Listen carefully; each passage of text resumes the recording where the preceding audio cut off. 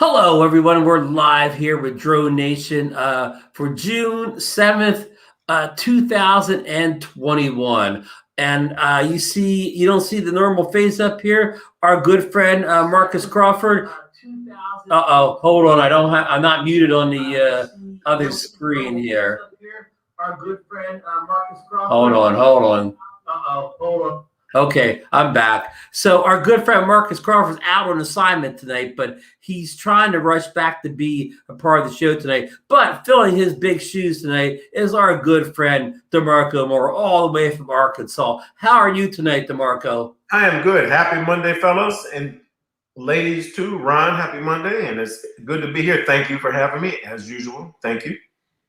Thanks for filling in, and we want to catch up a little bit with you. I know you were visiting your hometown of Chicago over the holiday. Is that correct? I did. My aunt had her 70th birthday party, her 70th jubilee, she called it, on last weekend. And it was fun. It was good to be home. I brought my Mavic Air 2, and I did a little. You get some footage of your own stomping grounds. Well, sorta. Like I was by her house down in the south suburbs, though, but I did not get a chance to fly on the lake because we were just too busy and weren't there for that long. So another wasted trip. Well, that just means you have to go back and get the lake the next time. Oh yeah, that's the plan. One of these days, I'm gonna send it over the lake. So send it. So how was the weather in Chicago? Good. It rained. We got there Friday, and it rained Friday evening. And then it was nice the rest of the weekend. It was perfect for her party on Sunday. And then we drove home on Monday. So it was nice weekend though. Good to be back home. You know, my old stomping ground, like you said, though. But it's always good to be back in your home, sleep on your own bed anyway. So you took the whole family? Yeah.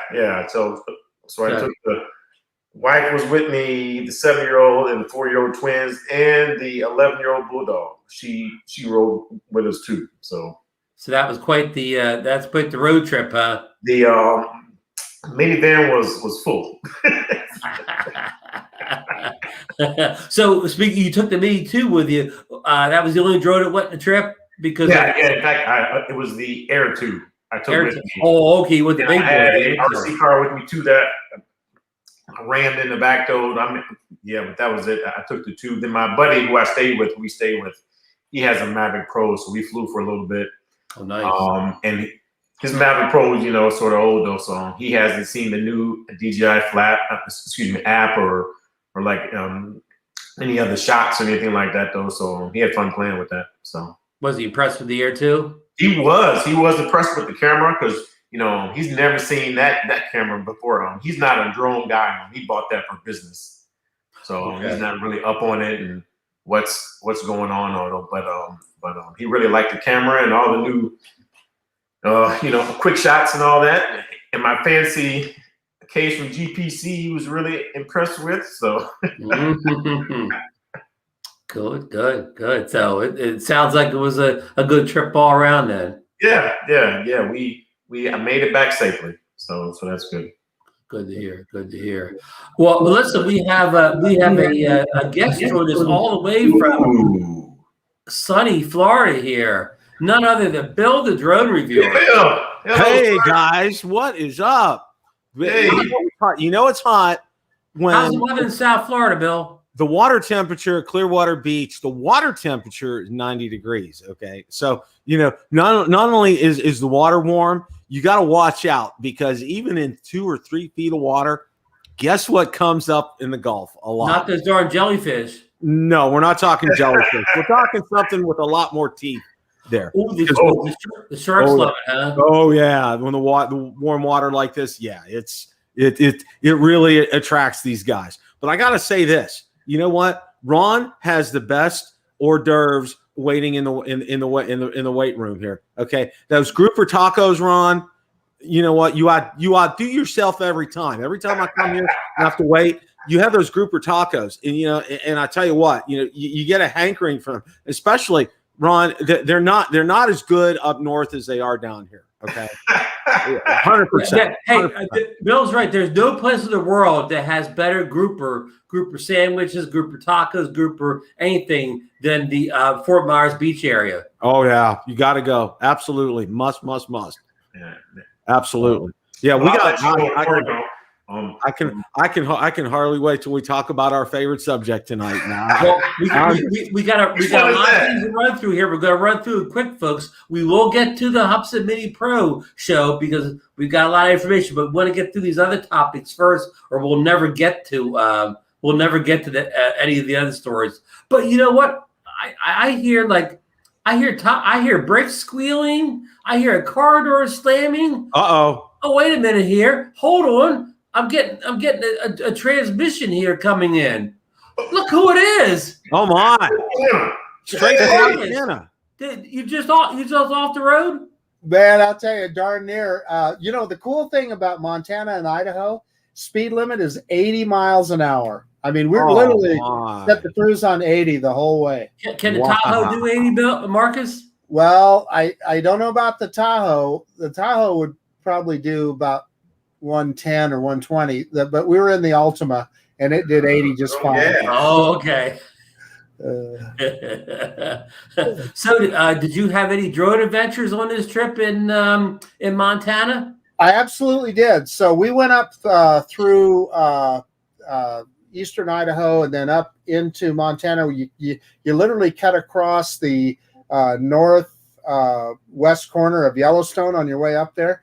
And that's beautiful country. We were kind of hurrying then, so didn't have time to fly the drone anywhere on that part of the trip. But when we got into Bozeman, went to some friend's house, and man, Montana is just breathtakingly beautiful no matter where you go, mountains and everything. So yeah, threw the drone up there. So I took the Mini 2, I took the Air 2S, and everybody's favorite drone, the Fimi X8 Mini. Number two Fimi Mini. The second one, my second Fimi Mini. And I got some really, there was a reservoir up there called Canyon Ferry Reservoir, cool dam and stuff. Took a bunch of video there with the Air 2S. And then at the president of Carroll College, John Seck, at his house, that's where we were staying. We took a bunch of video there with both the Air 2S, the Mini 2, and the Fimi X8 Mini. And, I'll tell you, one of the things that people that have not seen what you can do with a drone before, they're just gobsmacked when they see it. I had John looking at it while I was flying, and, he is just all in. He in fact, he told his wife, his birthday is this month. He told his wife, he says, no, you're getting me one of these. So we got another. That's the way DeMarco tells his wife. Yeah. So we got another conversion, but man, I'll just tell anybody in the room here, if you ever go to Montana, I'm sure, like, I'm talking to guys like Lauren who are up in Canada where it's breathtaking all the time. But if you go any place like that, make sure you take at least one drone with you, because there's just always something cool, someplace cool that you go, wow, I need to throw the drone up there to look at and see. So yeah, lots of fun. Yeah, Ray Kelly came up with a new name. Montana buzz before my drone flying days. I'm sorry. Hey, Ron. Ray Kelly came up with a new name for Marcus. Montana Marcus. Montana. Hey, that's got a ring to it. I like that. New channel name. That's a new channel. Marcus, new hats. A new hats. Yeah. Hey, listen, guys. We want, everybody wants to hear us talk about the Fimi Mini show on Saturday, but we're just going to run through some other stories real quick here. A lot of them don't need a lot of comments, so we're going to run through the list here. And I got a breaking story that's not on the show notes. Frederick Johnson, that's ADK Drones RC. That's his YouTube channel. He's kind of the Fimi guy, and he posted a video today where he was showing cracks on the kind of the bottom of his motor covers, and even cracks in the battery. I didn't quite understand all the battery talk, but I saw Matt Kondoff. What I did is I posted a link to Frederick's video at the very beginning of the chat. So if you want to watch this video, it's only a couple minutes long. Scroll all the way back. It's one of the first couple of comments, and Matt Kondoff already commented on saying he's had the cracks. Well, this is kind of interesting, Ron, because you remember the first version of the Fimi X8 SE, the 2018 version, and this may be the one he's talking. I don't know which of the two Fimis he's talking about. It's the big ones. He's not talking about the Mini. Oh, okay. Well, I can tell you the 2018 version.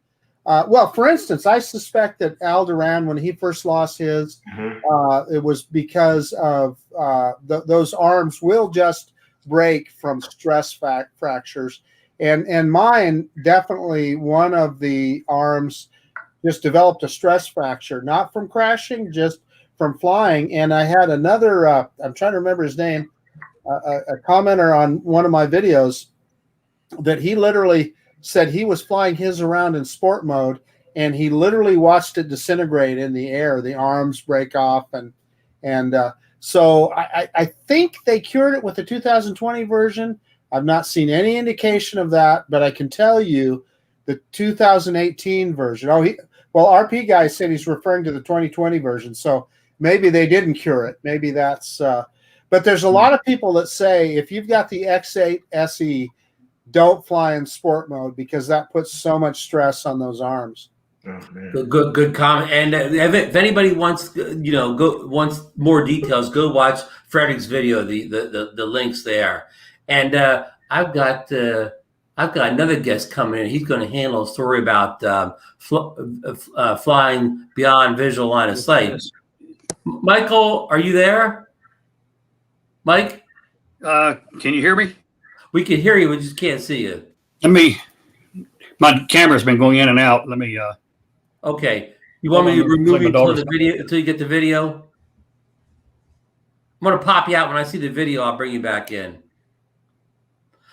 All right. So that was one quick, and this is another real quick story. Not even a story, just a comment before we move on. Today was Apple's Worldwide Developers Conference, and they announced new versions of all their operating system, their iPhone, iPad, and computer. But I've got an email recently from our dear friend Barry Markowitz. We all know Barry here. DeMarco and Marcus, I got to meet him at Spin Up in 2019, and Bill's known him for a long time, even before us. Well, Barry's thinking about getting one of the new iPads with the M1 chips as his new, kind of editor for maybe 6 and 8K video. So Barry and I've been talking about email. We may have Barry in a future show where we come on, and Barry's going to talk about his work process, working through editing 6 and 8K videos with his older laptops aren't powerful enough, but this new iPad will be. So it should be an interesting show. So we're going to get that together in a few weeks. But Michael was there and now is not there. So, okay, the first story on the agenda here. Autel has a chip shortage. This is Autel drones has a chip shortage, and they can't make any more of the current Evo 2s, but they released a second generation of their flagship Evo 2 drone with a new chipset, making it incompatible with the first gen units. But the saving grace here is, but the batteries, they will use the same batteries for both drones, and they will be compatible. And that's a big deal because a lot of people like Bill, who owned X-Star, got left behind when they discontinued the drone. They stopped making batteries for it. So that is some good news. Any comments from anybody in the panel about this situation with Autel? Yeah, real quick. Probably a little background. Autel just got a new CEO, and the CEO has pedigree. He worked for DJI previously, so he's not green to the he's familiar with the drone space, and he knows what's going on. And these are obviously some moves, to help with capital. And if you guys remember the last in-person CES, it was at the last minute that Autel got funding to be able to have a booth there, and that funding came over from the mothership over in China. So they're a company that's strapped for cash because they cut a lot of people. A lot of familiar faces are gone from Autel. They're not there. I think he's doing a good thing, because there was talk about seeing Autel Evo Mini, which isn't going to happen now. So, the two is you're going to have to wait. And also the controller, they said once it's out, it's out. Okay, once they're out of stock, they're not going to make any more because of the chip shortage. So that's my 2 cents worth about Autel. Thank you, Bill. Well, the only other comment I wanted to make is with his experience also that hopefully this is an opportunity for Autel to refine some of the criticisms of the Evo 2. And clearly they've got a new source for their chips, and that's why they had to change some things around. So refining that product, I see it as nothing as a good thing because, Ron, you love yours, and I know a lot of great things about it. So I really see it as a positive development. Yeah, just a footnote. There's a worldwide chip shortage for everything now. Marcus, I've talked about it before, and basically you have to get in line. It's like the car companies are way ahead of people. I'm trying to think. Bigger companies like Apple and stuff like that. They're all ahead of line, and small companies like Autel getting these chips. Yeah. I had to wait 5 weeks to get my Highlander because of the chip shortage. I mean, even though auto companies are up higher, was still 5 weeks. And the lots, it's crazy. I've never seen brand new, new car sales. The lots, they're pretty much empty. It's really funny. Hey, let me tell you, now is not the time to buy a car because supply is limited, so they're not going to budge on price at all. I got real fortunate because they did budge on price a lot. I did a great negotiation job, and I was very, very, very fortunate. Very fortunate. So, folks, if you're thinking about getting a new car, take Bill the drone reviewer along with you. Because in another life, I sold cars for almost 4 years, and I was a service manager at a dealership. So, oh boy, I know my way around. I know how to get the best deal. Bill knows his way around the showroom. But it's for a price, though. Nothing's free. I work for Publix Dutch apple pie. Okay. Understood. Okay, that's all we have on the Autel story, I think. Okay, moving on to story 2 of this here. Skydio has released their X2 enterprise drone, and of course it has that new mapping software that I think it costs you have to rent it for like $29.99 a year. Is this now the best enterprise drone on the market? I'm not. Listen, I didn't see that presentation, Ron. So I can't comment. I mean, all I saw was their fancy little, 2-3 minute promo video where it was doing all these amazing things. Yeah, and from what I know, that's not a consumer drone, is it? That's just no. This is this is definitely an enterprise drone. It's not meant for the consumer market. It's priced, I'm making figures up, $10,000 and maybe higher. It's definitely not a consumer drone. Well, if it does everything, is the promo video shows it'll knock the socks off of all the other enterprise drones. But that's as long as it lives up to what the promo video is, and we all know about promo videos. Bill, I'm glad you brought the promo video up. Did you see the I guess you would call it the frontal assault of DJI? The Skydio 2 promo video begins with a DJI. What's their Inspire taking off and crashing into a wall. Yeah. And that's reminiscent of their video with their first video with Skydio 2 with a Phantom 4 crashing. Okay. Yeah. So they're they love to get their digs in at DJI, don't they? Yeah. Well, you know what? I can tell you this: Frank Lang is not resting on his laurels. I'll tell you that right now. Okay. If Skydio does all it says it's going to do, he's going to make sure that there be that maybe a Mavic 3 Enterprise is going to knock the socks off the Skydio Enterprise. So we'll see. Yeah, we'll see. DJI is so far ahead of them. I mean, they probably laughed at that though. They're not worried about them. Well, remember, DeMarco, until last week, DJI was not in the enterprise game in the U.S. because of those restrictions. But now they got 2 of their drones off that list now. I'm going to disagree with DeMarco on this one. I think they should be worried about Skydio because Skydio's I'm talking about in that commercial space. I think that Skydio has proven with their technology, particularly autonomous. So those bridge inspectors and stuff, just think of the money that they can save in construction sites. They can just turn that thing loose to go do that inspection. I think that's a phenomenal piece of tech. Not that DeMarco, not that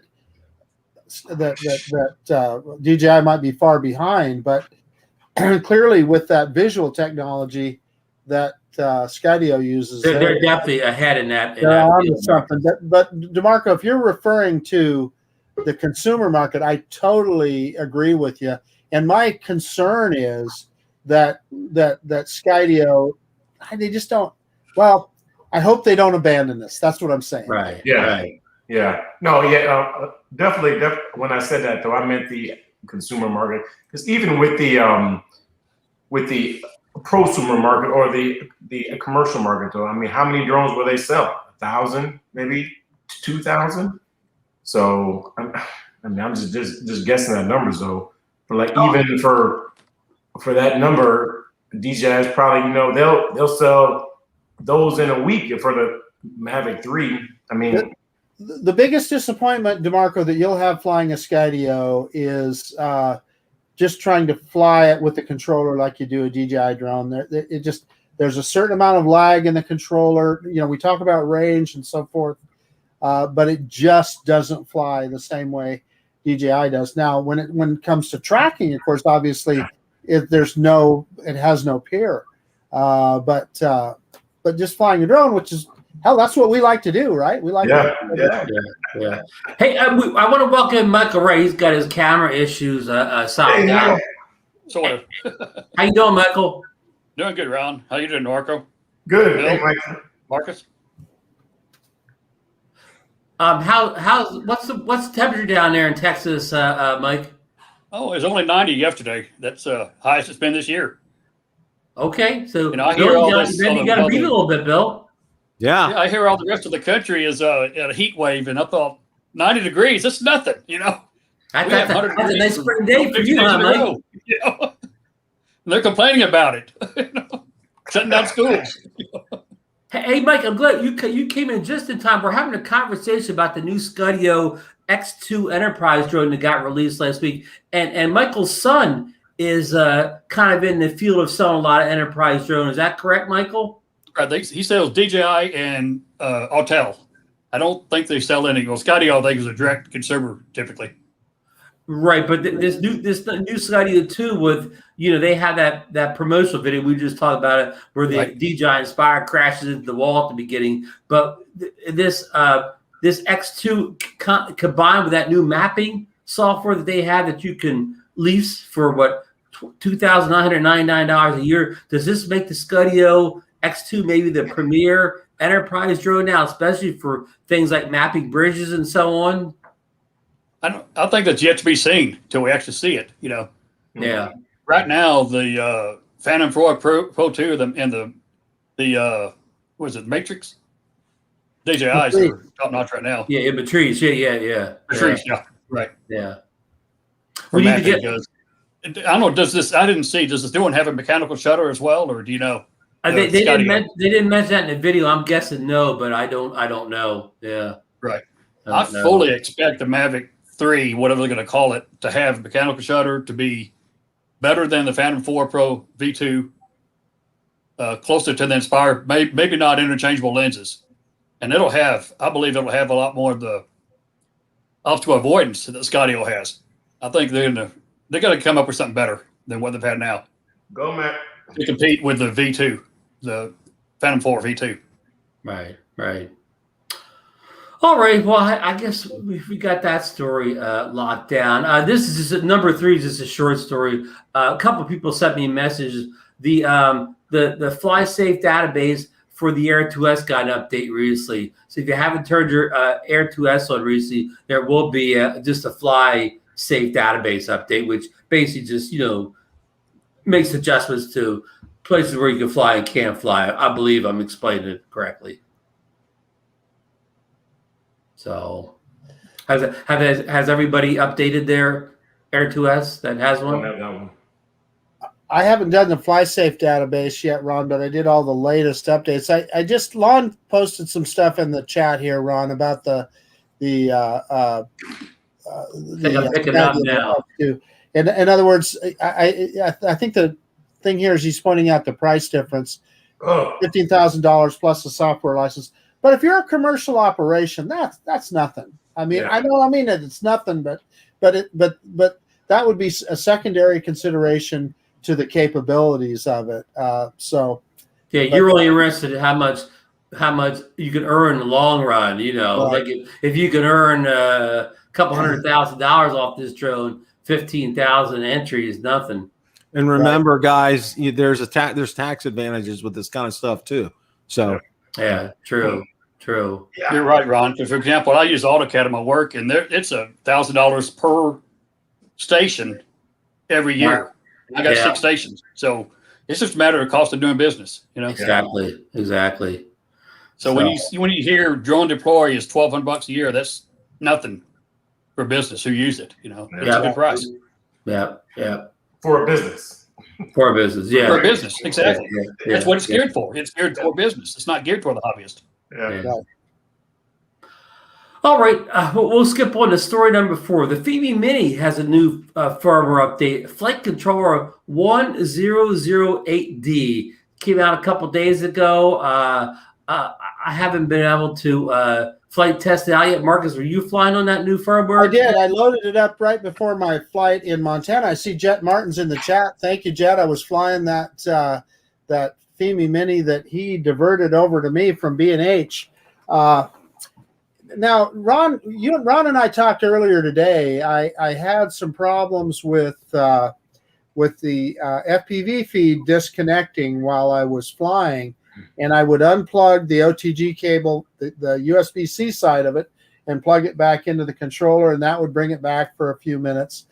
Ron, the one thing that changed from my first flight with that drone and the second flight was that firmware update. So did that affect it? I can't tell you. I can tell you the first time I flew that drone, I got it the day before we were getting ready to leave for Montana. So I ran next door to the schoolyard and threw it up in the air and had no problems at all. Perfect connection.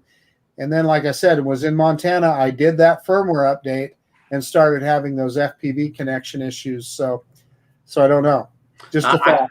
And I've had them too. I had no disconnection issues on my first flight, but all my previous flights I've had disconnection issues, and I'm not, I'm not sure how often the firmware changed, but yeah, something to watch out for. So just be aware if you have the Fimi MIni and you haven't turned it on in a couple of days, there's probably that firmware, that flight controller firmware updates. There will be more on it next week, of course, when we get the put it through its paces and whatever. Okay, here's a real interesting story that popped up last week. You saw it all over the place, on Drone DJ.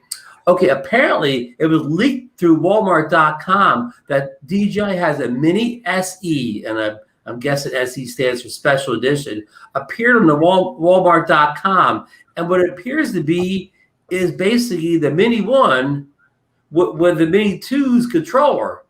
And the rumored prices are all over the place. Some people say $199. Some people say $249. Some people say $299. Bill, you got anything on this story? I've been looking all day to see if I could find any more info on it, and there's just nothing there. I mean, the one who always busts that kind of news open is a Cedolev, and he haven't seen much from him on that either.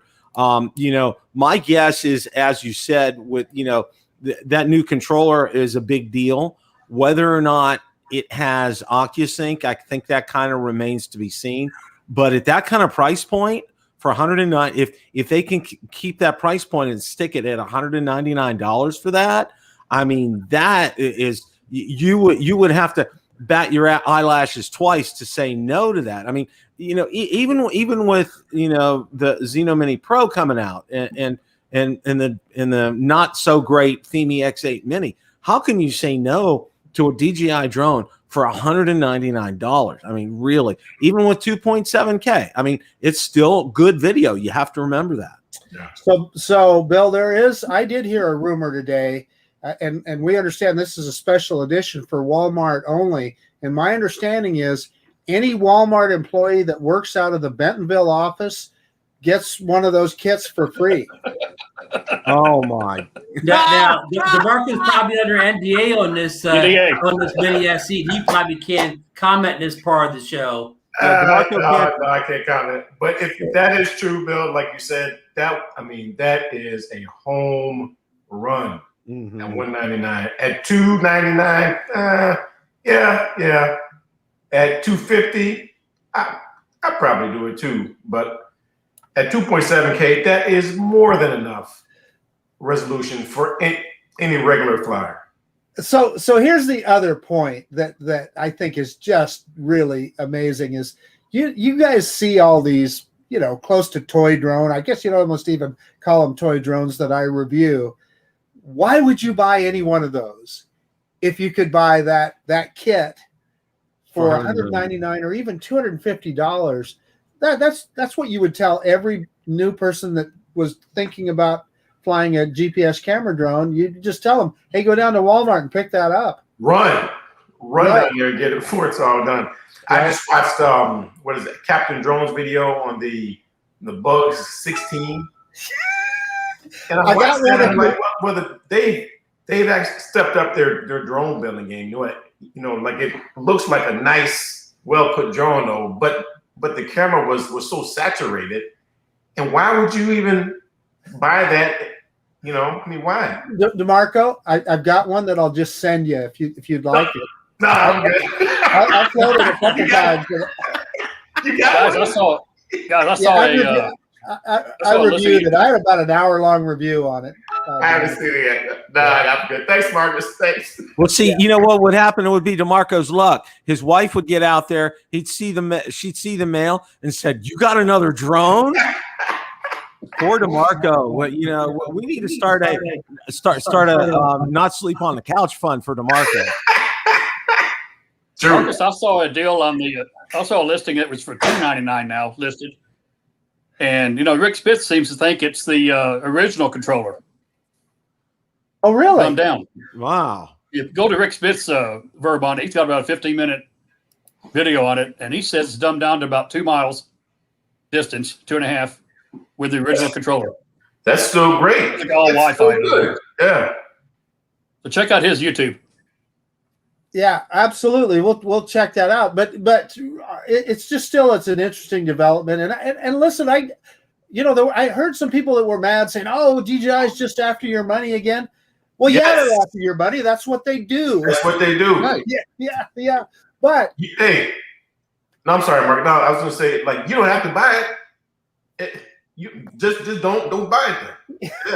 Yeah. Right. It's not meant for the person who's about to buy the Mavic 3. It's not aimed at them. It's aimed at a beginner or somebody who's transitioning from a Bug 16 or something to something a little bit nicer. Mm-hmm. If that's the case, the $199. I mean, if that's $199, that is a grand slam. If it's $199, there goes the rest of the toy drone market. Yeah. What are they going to do? Yeah. Oh. I wanted to say something, and I saw it this weekend. One of the I think one of the things with those kind of controllers, and I wanted to talk about this for a second. Okay, it's nice having those antennas on there, but I'll tell you what. Okay, people have come up and I've seen them on Etsy with these adapters to be able to put tablets and everything on it. And I don't know if you got, I'm sure you guys have seen Thor's Drone World. Okay. He put out an email the other day and I saw a review. There's a new adapter that will fit everything from an iPad Pro 12-inch to that. I'm trying to remember that ruggedized tablet, but it doesn't, but the thing about this is the antenna doesn't have to be up for it. It kind of clamps around this. And I thought it was real interesting. So you may want to go check that out. I got it posted on Build a Drone Reviewer out on the Facebook group and page. That's a real kind of win because everything else I've seen for that has been, these plastic printed, 3D parts, which work, but it's you don't want to take the chance. This thing looks rock solid. I mean, he was running a 12-inch iPad Pro on that. I mean, it looked really good. Bill, the Triple Tech is the tablet you were trying Triple to Tech, say. yes, very good, Ron. Yeah. It took me a while, but slowly it came to me. Well, that's good information. Bill, Marcus has a point before. Well, I just wanted to point out our friend Lon again posted the Walmart link to the DJI Mini SE, and they have it on their website, but it's not priced, and they don't really give a full description either. But the point of it is, it proves that it's the real deal. Thanks for that link, Lon. Lon, one of our DroneNation All-Stars here. Hey, Marcus, wait, I'm sorry. So I'm looking at that link, and right below it, they have other drones for sale, and they have a Holy Stone HS720 for $279. Really? Yeah, what's that gonna do? Like the company like Holy Stone, if they come out with this mini. No. Well, hey, listen. I know everybody wants to hear the Hubsan talk. One more story, and then we're moving on to the Hubsan Mini Pro. And one of the reasons I got Michael in here tonight, he posted a story in DroneNation last couple of days about flying beyond LOS line of sight, which a lot of people are interested in that coming someday. And apparently, there's a new seminar when they talk about flying beyond line of sight for commercial use at this point. Michael, what do you got on this story? Well, basically, it's going to be at 1 o'clock Central Time tomorrow. Free seminar, about an hour long, and it's about flying beyond line of sight. And I think it'll apply not just to commercial, but hobbyists as well. Also, Interdrone is having their convention August 10th through the 12th in Dallas this year. So, who is it, Marcus? I mean, Michael. Interdrone. It's called Interdrone. And Interdrone is a commercial conference. Is that correct? That's correct. Yeah, that's correct. I believe Steve Sutton was on Coast Drones recently. He's in the UK. I think he's located in the UK, and he was going to attend that event because we were kind of telling him. Chris Hope was on the show, and I said, Chris, what will the temperatures be like in August 10th in the Dallas Fort Worth area? Chris is shaking his head. Not good. Yeah, a little steamy. I may attend the. I may have to go to the full seminar. I may attend the exhibit hall, and they have webinars and the social meetings get together. So it's a lot less expensive. So. Do you think it's possible in the near future that we'll be able to get like some, like approval to actually fly beyond line of sight for not only commercial but just regular Part 107? Well, Part 1 I guess be commercial, but you think there'll be possibility of getting we'll say blank permission for Part 107 pilots to fly beyond line of sight in the near future? Definitely. I think it's coming. There's supposed to be a hobbyist test coming out too sometime in June. They've been talking about, but it hadn't been announced recently. There's another item that I posted the other day too. North Texas UAV.com hosts a series every month. They host a series of webinars from 10 to 12 on Saturdays, once a month. And they've done 8 of them now, and they're free webinars. It's sponsored by the North Texas Council of Governments and the local UAV meetups in the area. And they're excellent seminars. I went on, they are recorded, so you can go to the NorthTexasUAV.com and search for it for webinars, and you can see all the webinars I've had since the last 8 months. And they're very informative. At least the last one, I watched it Saturday, and it's very helpful. That's great information. And they cover very encouraging for a lot of us if that does happen. And a quick note here, Michael and I will be on Coast to Coast Drones this week at 8:30 p.m. Eastern Standard Time. We'll be doing our Part 107 training. And this one, I think it's Part 7. I think this one's about radio communication. So, it'll be another interesting one. So anybody wants to learn any more about, Part 107 requirements and things like that, pop over to the show Wednesday night. Ron, Bill has it listed as having to do with airports, airport markings, taxiways, runways, so forth. Maybe I'm wrong. I'll have to relearn. I'll have to look again. That's Have what he we done posted on radio his- communications yet? I may have skipped ahead one. Did we Right. do radio yet, Mike? Not yet. So I probably just skipped ahead one. Ron, back to the books for you, brother. You're going to have to do some studying. Well, back to looking at the right line. Yeah. No, I mean you're going to have to go back to the Remote Pilot 101 course and brush up on that, right? I know I would have to. Oh, well, that's why I got my buddy Mike with me, because he's more brushed up than I am. Yeah, I'll do the same thing. The first time I was on that, I didn't know anything about what subject, and that was a mistake. It'd been 3 years since I've done some of that. So But we got. I'll prepare for it ahead of time. Before we move on to Hubsan, does anybody else have any more comments about the possibilities of flying beyond line of sight legally? I'm for it. Nobody's against it. That's for sure, right? Okay, we've covered a lot of ground here, but here it comes. This past Saturday at I think it was 10 a.m. Eastern Standard Time. Hubsan had their big event they've been promoting for a while now. It was the event where they were going to debut the product we've been hearing about for a while now, the Hubsan Zino Mini Pro, a revolutionary new 250 gram or under drone. Actually, I think it was 249.2, whatever in the weigh-in, that had all these advanced features way beyond what the Mini 2 offers. Better camera, obstacle avoidance, better flight time, better everything. It was the drone of drones or whatever. And I guess we were all expecting kind of like a DJI type of presentation or whatever. And it fell a little short of the what was the presentation you went to a couple years ago for the Air 2 Pro? See the big how does see the bigger picture? You okay, Bill. DJI does everything right. Okay, and this was the last full-on presentation that they had of a drone before they started releasing them just over the web.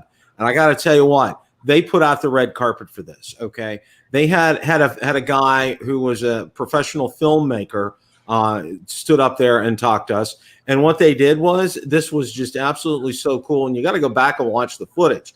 They had at the same time, flying probably about 10 feet from each other, a Mavic 2 Pro and a Mavic 2 Zoom, flying out to the table that was in front of Michael, and I forget his last name, the presenter who I met. And then it landed both of them on the table while he was talking, okay, which was pretty awesome, okay. And then tremendous footage is playing behind him from this, and then you see the guy who's a world-renowned videographer. I think he went up to Greenland of all places, and it was cold, it was desolate, and everything. And you even got to see, and if you were really sharp, you got to see your first glimpse at the smart controller, okay? Because it debuted right when the Mavic 2 series debuted, okay? And then right after that, what they did was, they pulled the curtains away, and they had at least 6 or 7 tables full of Mavic 2 Pros and Zooms for you to get hands-on with. They were all working models. And then what they did was, in your bag for the day, they gave you an SD card. And I'm like, oh, well, this is nice. Well, guess what? This was held at where the old Brooklyn Naval Yard was. And out back, they got permission from the city of New York and the borough of Brooklyn to fly out over the Hudson. So you could take it up, record it on the SD card, and you had a souvenir to come home with, okay? It was first class all the way. I mean, they had upscale snacks, if you want to say that. It was they just did everything right. Counter opposite with Hubsan. Now, one thing I do want to say about Hubsan here, okay, and kind of in defense of them, okay, in this whole thing, excuse me, about the crash. What happened is, okay, what somebody needed to do was, they were obviously not monitoring it, okay? So, it takes off. What happens is, it was prop wash, okay? Because when you get too close to the ground like that, all right, and you're not, you know, and especially with some drones like Hubsan and Fimi, okay, they're going to have they're going to do, and that's exactly what happened. That prop wash kind of took it over and took control of it. And the other thing that I wanted to say is this, okay, you know, those two were obviously marketing people with Hubsan, okay? They didn't have a clue about the drone. I mean, seriously. I mean, the guy was supposed to be an engineer, Bill. Yeah, no engineers. He must have been a camera engineer. Yeah, I mean, you know, it would have been better to have a couple of engineer types up there. But then the other thing that really didn't work, and Ron and I kind of talked about this on Sunday, okay, he would speak in Chinese, she would translate in English, and it kept bound. It was like a ping pong ball the whole time. Ron says, why don't they just have like subtitles below and translate that for us instead of having to do that all the time? That was just, yeah, that's I could go on for the next hour about this. I got two comments. I was in Clancy, Montana, watching that. I heard DeMarco Moore laughing all the way in Clancy. I could hear it. I could hear him laughing about that. And two, with regard to prop wash, both Hubsan and Fimi do exactly what you're describing. If you look at your DJI drone when it comes down on an auto landing, it will literally all but shut off the props in that last few inches before it goes down, so it doesn't fall off like that. Skydio, watch your Skydio drone when it does an auto landing. Yeah, I mean the last probably foot, it just kills the props and the drone plops down. So that you're spot on. That's exactly what happened. But the point of it is that they're supposed to be impressing us with this presentation, and it was just so unprofessional. When you watched it from the first, you didn't have any audio, and then they switched to a new stream, and even then the audio was horrible, and you had people walking in and out of the frame and so forth. It just wasn't impressive, and it doesn't give you, if they're doing this to try and put their best foot forward about that drone, it really doesn't give you a good feeling about the final product that they're going to hand to us. And Ron and I have discussed this before. Because of the price of that product, we have every right to expect that thing to be spot on, every bit as good as a DJI product, because it's priced actually a little higher than the Mini 2. And, you know, the Fimi X8 Mini was priced much lower, so your expectations can be different. But this Hubsan drone, with the pricing, our expectation is when it hits our door, everything is going to work, and it's going to work exactly as they say. And we're not going to be guinea pigs and sit through, 15 firmware updates before the thing actually flies reliably. This live show they put on did not give me that warm and fuzzy at all. I don't know about you guys. Michael, did you watch it? I watched it too. I agree with you. I mean, if that's their marketing team, they need to do marketing company as well. So it's not just engineers. Yeah. DeMarco, what's your impression? Oh yeah, I was laughing. In fact, I was sort of in awe first. I didn't think it was real. I thought it was a joke. It was a joke. I'll double down. I mean, I'll say something that we all know. Whoever was the marketing person needs to be fired today. I mean, that was pee poor. That was awful. And then to have that drone hover, which was great, like Jet Martin said, to hover for 42 minutes. But the person that they had watching that, you had one job. And all you had to do was just sit there and watch that drone. And that's it. But Marcus, just like you said, there are certain people who are going to buy that drone. But if they are trying to gain DJI customers, they just failed at that. They just completely failed, because that should be something that we can be talking about, and someone new is going to think about that drone. And no, now don't. If you are considering that with a Mini 2, don't buy that. Don't buy that. DeMarco, I already did. No, well, no. You have it. What I'm Yeah, first, I'm yeah, talking about you somebody got to who give doesn't have a YouTube drone. channel. Like, hey, should I get I'm this? sorry, Bill. Go ahead. No. What I was going to say was, okay, there's going to be people like Ron, like Marcus, like myself, who have channels that go out and do reviews. We're gonna get this sight unseen, okay, regardless of the disaster. I'm you know what I'm calling this? Shanghai and Shenzhen from Saturday, okay. That's my new catchphrase for that. But regardless of what happens at a disaster like that, we're going to go ahead and buy it.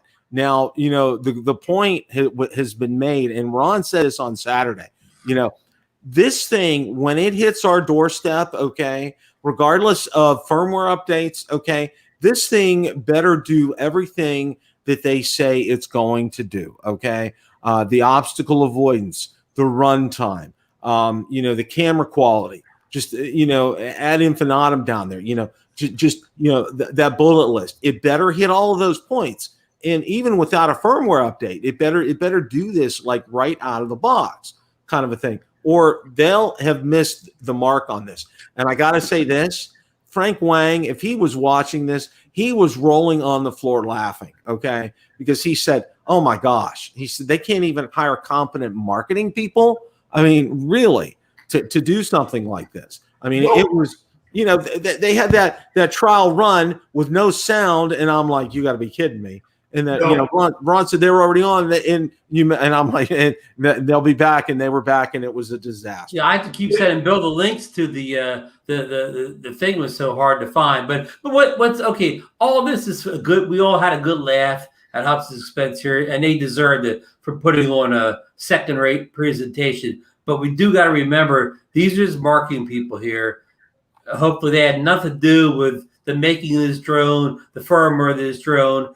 And even think about it, if you want Hubsan to skip and save money anyplace, you want them to skip and save money on the marketing department and not the engineering and hardware department. So just bear that in mind. I mean, DJI could have the world's greatest drone, and they could hire the world's worst marketing department, and they could have had a bad video too. Well, I was going to say that I might be mistaken, but I thought that guy in the video was supposed to be like the chief engineer or something. Did I miss it? Maybe I'm wrong. If he was, I never heard them say that at any point.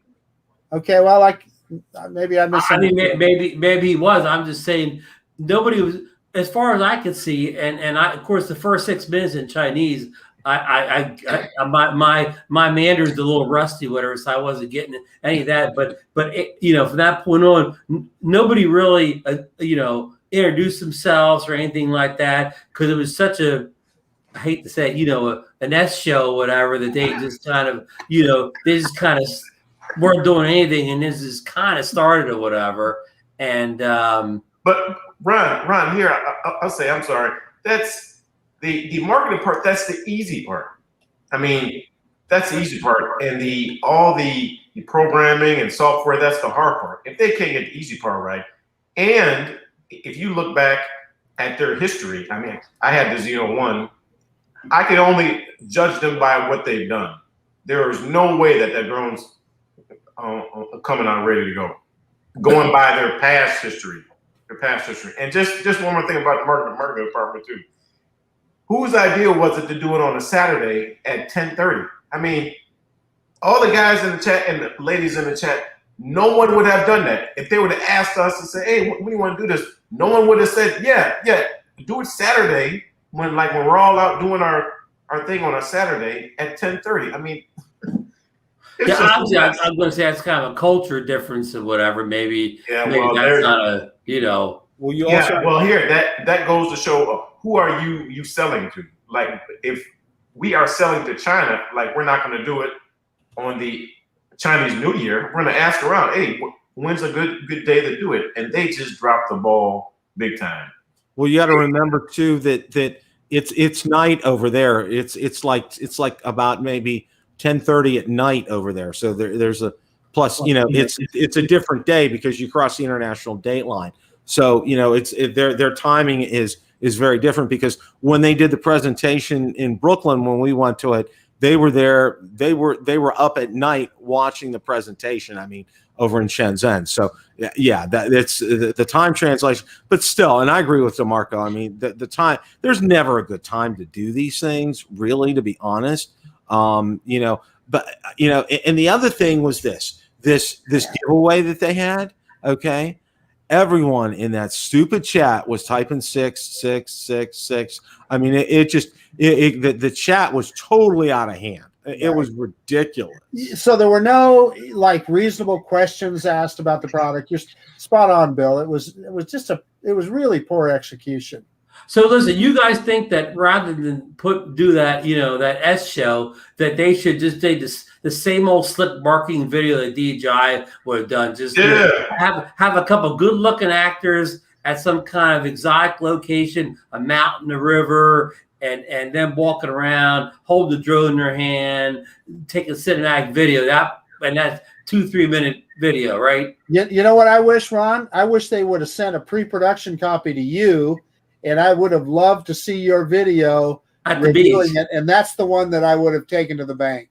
Except I'm not the good-looking young people that appear in the B-roll and the video. Well, then they should have sent it to DeMarco then, and would have. Yeah, he's a good-looking young man. No, wait.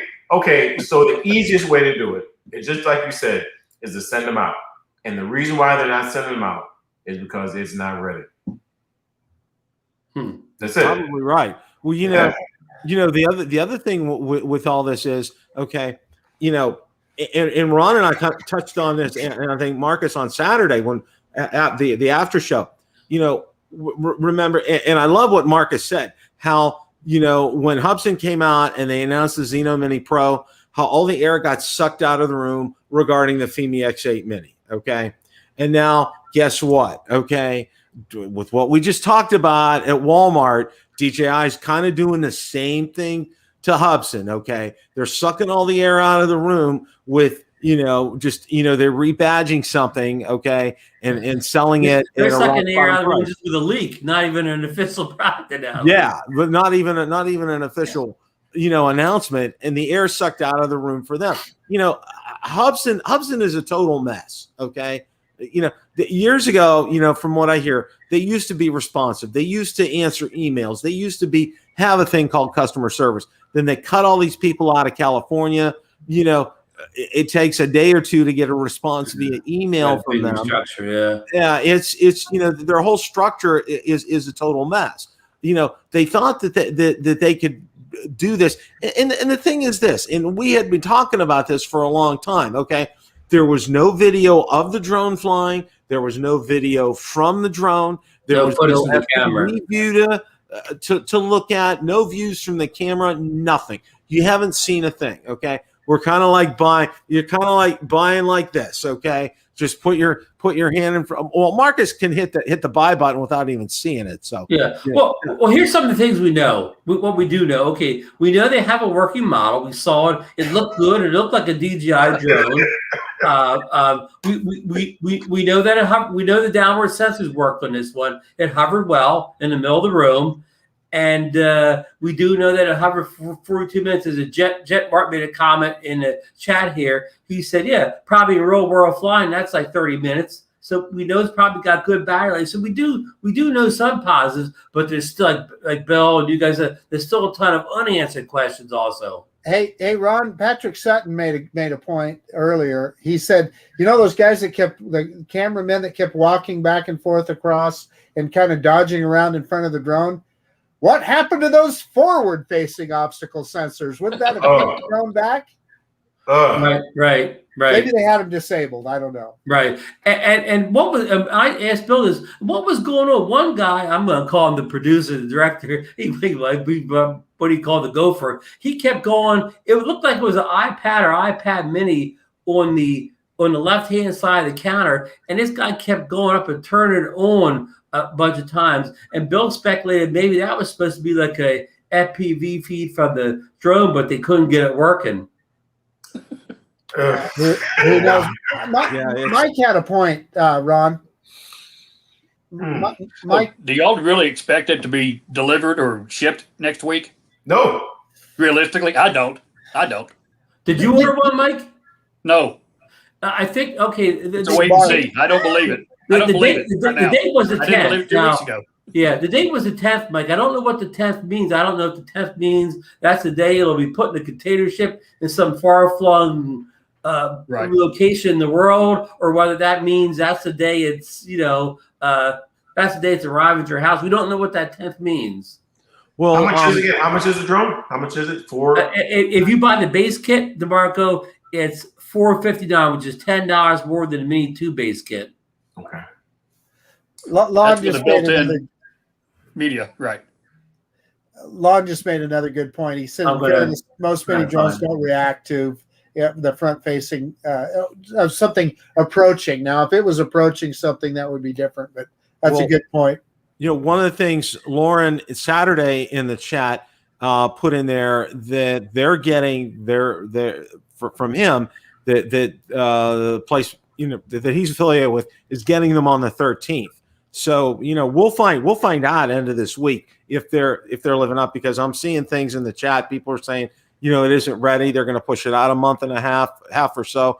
No, I think it is ready, but I think it's going to be Fimi MIni Part 2. Okay, where and I gotta say this, G-Man kind of hit the spot on. He said we're not beta testers, we're the alpha testers. Okay, and I think this is the same thing here. I think we're all gonna. Ron, Marcus, myself, whoever else gets this, we're going to be alpha testers. Okay. It's going to be, the sky's the limit. And you know what? You're going to get different things from Ron and Marcus and myself and whoever else gets it. Okay. It's like, and same with the Fimi MIni, it's like, there's a different, Marcus has completely different experiences with both of the ones that he's had.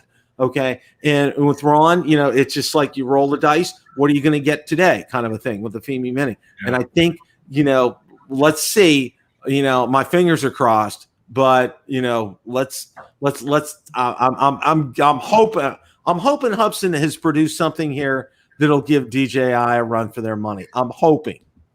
Bill, I'm going to be a disappointed man if the Hubsan Zino 2 Pros, the Fimi 2, because I'll be very disappointed if it's the Fimi 2. Especially the price we paid for it, right, Ron? I mean, it wouldn't be a happy time. Yeah, but hey, guys, I mean, I keep saying this, and the point of this drone for them, I think it is to steal some of that market from the Mini or the Mini 2. And just by their start now, they are failing at that. They're just failing because it's priced the same. And for us up here and all the people in the chat who fly drones, and I'm sure most of the people in the chat have more than one drone, how can you even go out and buy this or tell someone to buy this when they are failing from the start? No, if you have $500 to spend, like my neighbor next door is looking for a new drone, no way that I'm telling him to get this. No, run from this thing. No. Right. And what you're going to tell him to buy is a DJI product, right? Yeah. If that Mini, what is it, Mini SE? If that price is around $199 to $299, yes, I'm telling him to get that any day. Any day. Again, I kind of agree with everybody saying here, but this thing could show up on the 13th of June, which today's the 7th, so that could be middle of next week. It could show up on the 13th. I could take it out of the box. It could fly perfectly. It could do everything it's said in the on the box and the feature set or whatever, and then I could go from doubting it to recommend it in one flight. Though I mean, that's I'm not saying that's highly likely, but it's possible, right? Yes. You actually believe that's going to happen, right? The motto of the state of Ohio, with God all things are possible, but God doesn't see Hubsan. So, but even if you look at this, even DJI drones, when they come, every drone that's come out has had a little, something wrong with it, and then a week later, yeah. Everybody needs a firmware update or two. That's correct. Yeah, with Hubsan's old with their track record, they've had more than just a little wrong with it. Now listen to your point, DeMarco. So Ron and I were early adopters of the original Hubsan Zino. Me too. Yeah, that's right. That's right. I forgot you were. Yeah. And the thing is, when you knew when you were buying a drone, that was at a price point back then that I didn't have. It was price dependent, right? So there was no DJI Mini at that point, Marcus. Well, yeah, but you would have been comparing that drone to like the Mavic Pro. Actually, the Spark, which was twice the price, or the Spark, yeah. Exactly, which was twice the price. And so we had an expectation that we knew it could be a work in progress and we might have to work through some things. And I was kind of okay with that. And, eventually Hubsan got it right. Yeah. But with this, they're asking full price for it. They're going full hot dog on this one. So we have every right to expect it to be just as good as that DJI product right out of the box. Marcus makes the point. We're not looking for a bargain drone this time. Right. Yeah. No. Sorry, Mike. Mike's got a point. At the same time, this pricing is based on the media storage, and sure, you're paying. That's proprietary, basically, because you can use a media card any other drone. Here, you can't. It's built in. You're paying for that. I'll give you my guess on that, Mike. One of the things with all Hubsan drones since the original Zino. Right. They're very sensitive to the SD card and how it's formatted. And I suspect that is part of their solution, that then they can control that. And I don't know why Hubsan seems to be but you're paying for that. You're paying for that proprietary service. I agree. But Mike, to your point, though, when everybody reviewed the Air 2S, what was everybody's knock on the Air 2S? They complained that it only had 8 megabytes of internal storage. Everybody wanted more internal storage on the Air 2S, so I guess Hubsan was listening and put in a decent amount of internal storage rather than DJI's skimpy 8 megabytes. But again, you have the option to use that same storage, that media card, in any other drone. You're not locked into that one. You can't upgrade it. Yeah, but come on, Mike. Do you move memory cards around from drone to drone, or does each of your drones have its own memory card? They typically have their own memory card. I will agree. That's always probably the same story. Yeah. One of the things, and you need to think about this is, okay, your time limit of 30 minutes, all right, and let's say you're shooting 4K 30, all right, do the math, okay, with things like this, okay? How fast is it going to get eaten up in the base level Zino Mini Pro and then the one that's 128? How fast is that going to go? Okay, you're going to have more memory in there, basically. By the time the battery dies out, you'll still have plenty of memory in there when you're doing that. Okay, the problem is, and this is something that you kind of got to think about, all right, is you may need to take your laptop with you, download your footage, okay, and let's say you have multiple batteries, all right, because you have enough left on there that there's just enough left on there. You need to go ahead and download it, okay. So what's that process involved in that process like? That's one of the things that I see as a possible downfall with something like this. But you guys bring up a good point with Hubsan being, they're real particular about their SD cards. So, there's a trade-off in all this. Yeah. To what Johnny just said, though, I'll give it a try. I'm not going to buy it. But I hope that they succeed. Why not? But their track record hasn't been to have it running and up and going when it's sold. It's just not. I wish it was, but it's not.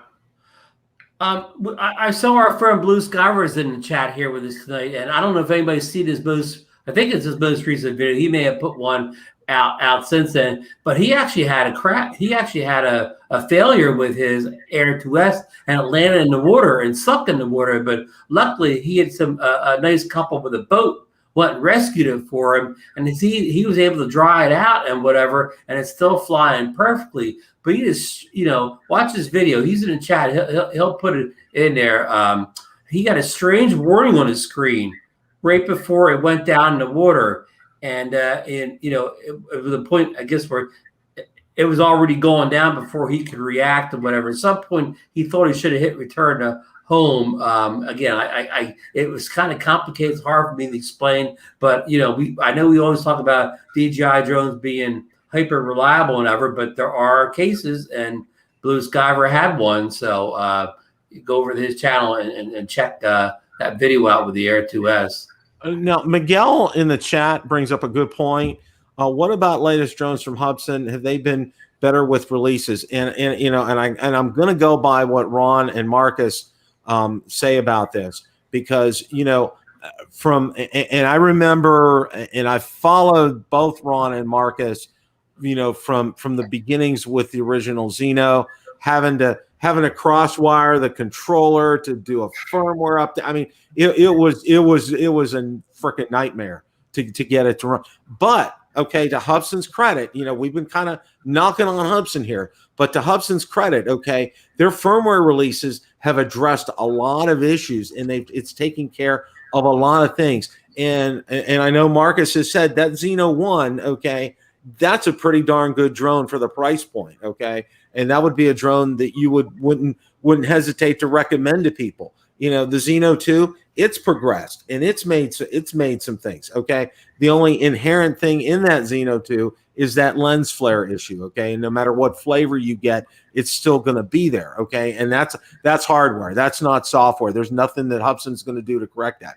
But the point I'm trying to make is that Hubsan has made improvements via software, and they've kind of stuck, okay. And conversely, Fimi keeps making updates via software. Sometimes they work, sometimes they don't. But with Hubsan, they do make improvements. So I want to kind of spin a little bit of positiveness about Hubsan here. Oh yeah, no, with their cameras too. The camera really got better. I remember from the Zino, and I had the same problem with my Autel. The flying was a little, so you would yaw and it would drift compared to a DJI drone. And then back then with that first Zino, I paid $369 for mine. And the only drone with a camera that was on par to that was the Mavic Pro at the time. Like now, the Zino, I mean, I'm not sure how much the Zino is now, if they still sell it though. But now the Mini 2 has taken over that spot for that price point, and they just walked away from it with the market. I'm going to say the Zino 2 Plus is I really enjoy flying that drone now. Hubsan has always been really good with their automated flight modes. Their tracking since the original Zino has always been really good. The original Zino 2, or the Zino 2 when it first came out, had a few different problems, and with ribbon cables and a bunch of other stuff. Don't need to go through them all. But when they came out with the Zino 2 Plus, they seem to have figured a lot of that stuff, and I enjoy flying that drone. To Marcus and Bill's point, when the Zino 2 came out, it had the hovering issue, but after a couple of months of firmware updates, they pretty much got that lit. But again, that was a drone that when it came out was half the price of the Mavic or something. So okay, you can cut it a little bit of slack. This drone is the same price. It's more actually than the Mini 2. So no slack to be cut. It needs to be perfect out of the box. And actually, the timeline, the Zino 2 came out slightly after the DJI Mini 1 did. Well, the Mini 1 came out about a month before or so.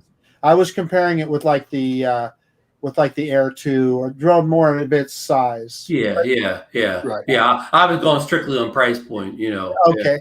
Yeah.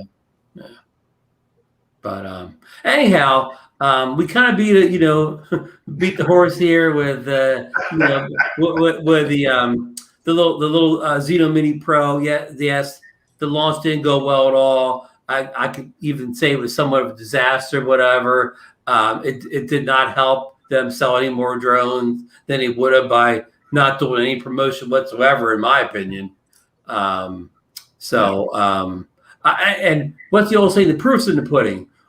If that drone shows up in a reasonable shipping time and it does most of what it says it's supposed to do, whatever, well, that presentation will be forgotten about quickly. Yep. Yep. It's the old saying, from the movie, show me the money. Okay. Right. If it comes up out of the box, and let's say maybe a firmware update or two, and you get out there and it does everything as advertised, okay, it's going to erase that bad memory from that presentation. All right. Conversely, though, if it's not, then Hubsan's in a world of trouble. Right. If it's a Fimi MIni too, they're in big trouble. Yeah. I just keep thinking about that presentation. And what do you say to your coworkers who are sitting at home watching it? Hey, so-and-so's doing that presentation. Everybody watch. Actually, DeMarco, Marco, can you imagine the CEO of Hubsan sitting at home watching that? The CEO sitting in his room, yeah. he's got his pipe there. Hey, like, we got this new product. Yeah. Well, what is this? Yeah. I thought Half Chrome Drone, I thought their synopsis of that show was just awesome. The video that Half Chrome put out, I thought was just classic. They took all the best parts of the show, condensed it down, and put it into one video. It was good. I guess Half Chrome won't be getting to review it. Yeah. Yeah. Coming from, I used to work in hotel audio and visual, and something like that, that's a all hands on deck. Like you've got everybody from the team there making sure everything's ready to go, and they didn't do that. Just like you said, there was just a handful of people in that room, and they screwed the pooch on that one. Holy, you gotta dot all your I's and cross all your T's when you're doing a presentation like that. Yeah. And I know today, even in meetings, when I'm preparing for a meeting, with the level of manager, now I'll prepare differently for, say, my manager versus other departments' managers, okay, because I know them, but I still have all my facts, figures. I still get everything laid out, so I can answer all those questions that I don't have to look anything up. I have hard copies in front of me. It's all preparation, and if you don't have that preparation with something like that, okay, it showed, and boy, it really did show on Saturday. I mean, it was. Hey, look, Get Man still trying to win that drone here. Yeah, is somebody entering sixes in the chat? Sorry, we're not giving away a Mini Pro here. We're not hovering one either. We should do that for the next show. Just have our drones hovering in the back, watch out to the window. Look at Lon's comment. Remember 3R GoPro Karma Unique only takes one bad release. Yeah, Lon's right. I don't remember Unique having a bad release though. Now remember the hexacopter, whatever. Oh, yeah, some of the big reviews, like David Pogue did it, where he was doing a review and it flew away from him and didn't come back. Right. That's right.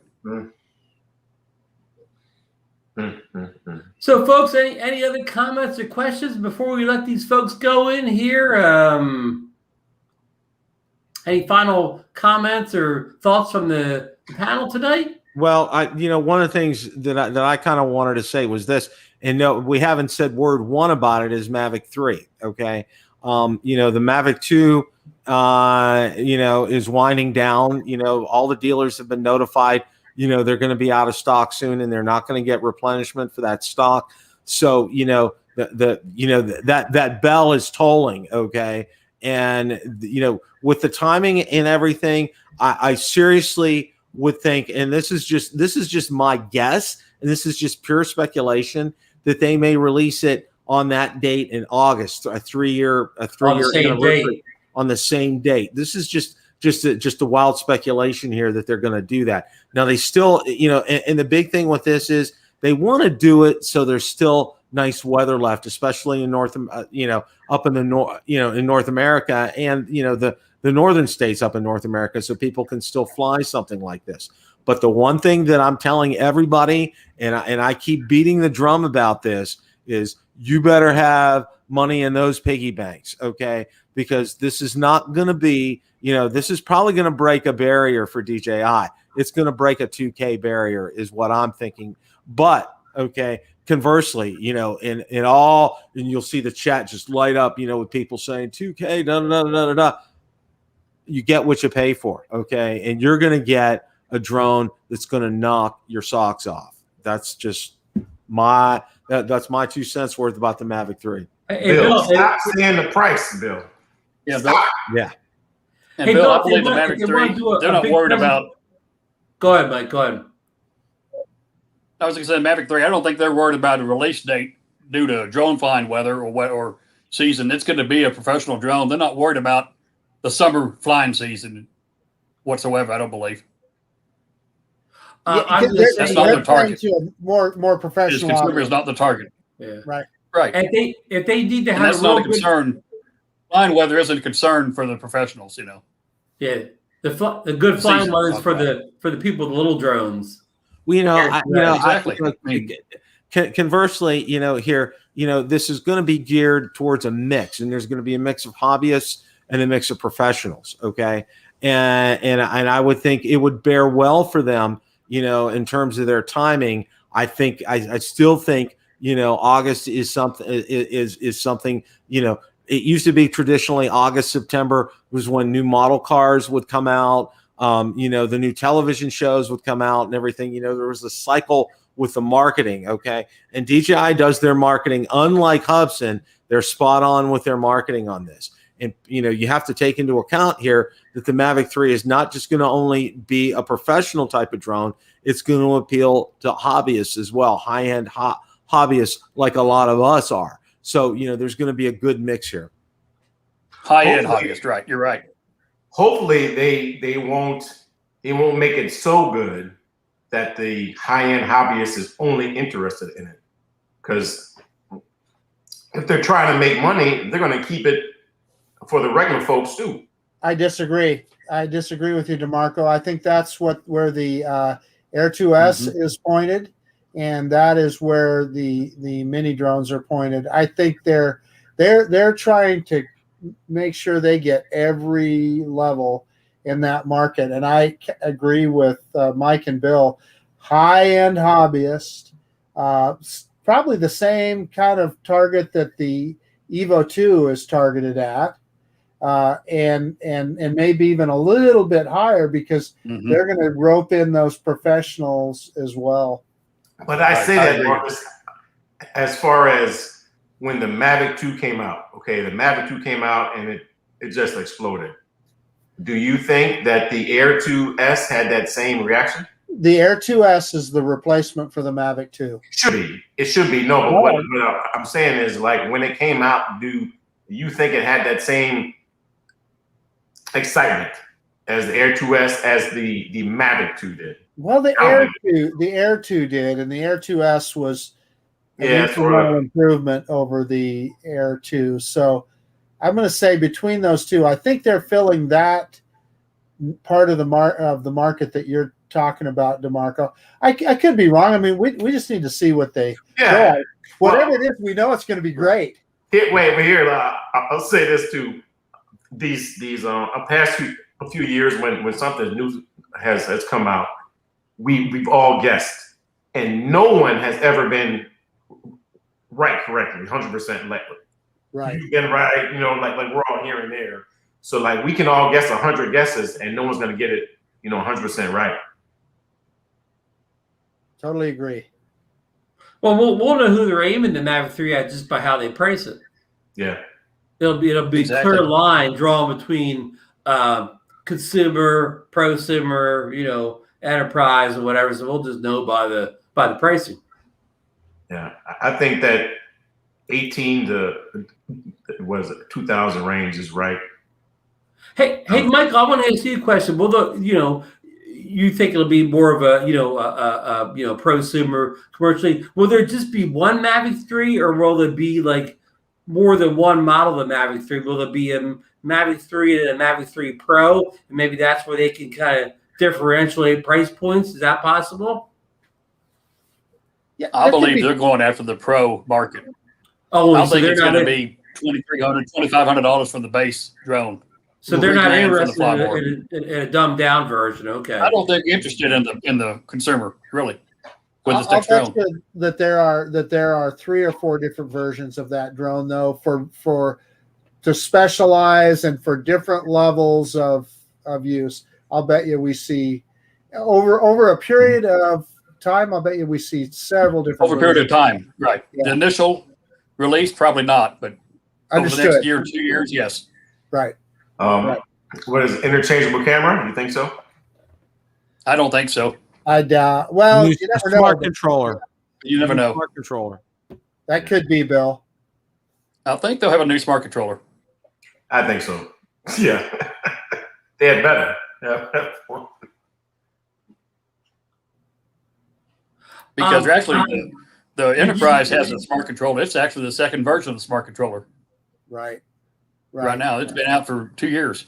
Right. Enterprise. New Enterprise smart controller. Yeah.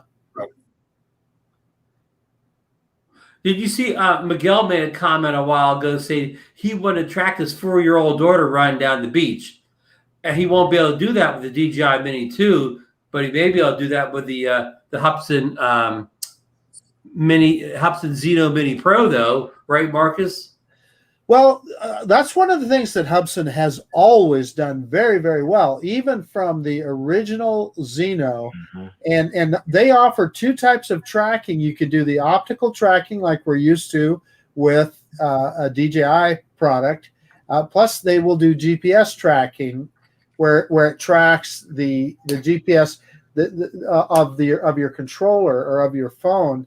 But their optical tracking has always been awesome. So, yeah, I have no reason not to believe that that's going to be really good. Bill over Coast Drones thinks he calls it the Pro 3. It'll be the Inspire Phantom replacement. Yeah. I believe that. Yep. Definitely. But better. Yep. But better. And more compact and easier to use and everything. Exactly. Foldable suitcase you got to carry around.